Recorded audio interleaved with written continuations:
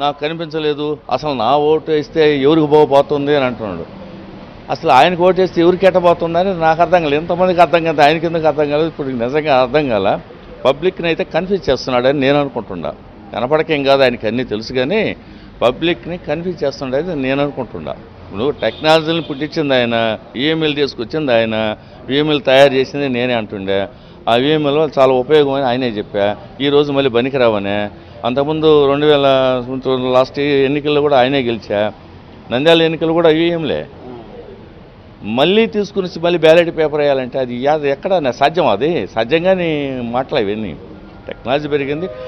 Last ఈఎంఐలకి ఇప్పటికీ కూడా ఏంటంటే ఇప్పుడు స్క్రీన్ మీద కనిపిస్తుంది ఎవరు కొట్టేసాం, సింబల్ అయింది. అప్పటికిప్పటికి తేడా ఉంది. చంద్రబాబు మాటలు ఇప్పుడు ఎవరు తీసుకోవటం లేదండి. ఎందుకంటే అతను కన్ఫ్యూజన్లో ఉన్నాడు. ఏం చెప్తున్నాడో, మళ్ళీ ఈరోజు ఏం చెప్తాడో, రేపు ఏం చెప్తాడో, 2 రోజుల తర్వాత ఏం చెప్తాడో, అది మళ్ళీ కాదంటాడు. 500, 1000 నేనే చెప్పాను, నా సలహా మేరకే తీసేసాము, రద్దు చేసాము అని చెప్పాడు ఆయనే. మళ్ళీ ఆయన అంటాడు ఆ చర్య అసలు మంచిది కాదని ఆయన అంటున్నాడు. ప్రతిదీ కూడా 2 సార్లు వాడుతున్నాడు అతను ఈ మధ్య.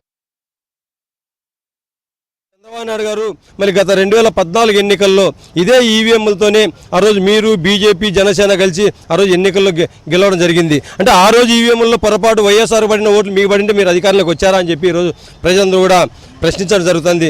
చంద్రబాబు నాయుడు గారు ఒక్కటే, నిన్న జరిగిన పోలింగ్ ప్రజలు పెద్ద ఎత్తున ప్రభుత్వానికి వ్యతిరేకంగా ఓట్లు వేశారని ఆ విషయాన్ని చంద్రబాబు నాయుడు గారు నిర్ధారించుకున్నారు. ఓటమికి కారణాలు వెతుక్కుంటున్నారు. తన ప్రభుత్వ వైఫల్యాల వల్ల ఓడిపోయినామని చెప్పి చెప్పుకోవడానికి భయపడి ఈరోజు ఎన్నికల కమిషన్ పైన, ఈవీఎంల పైన నెపం నెట్టి ఓటమి నుంచి తప్పుకునే ప్రయత్నం చేయడం జరుగుతుంది.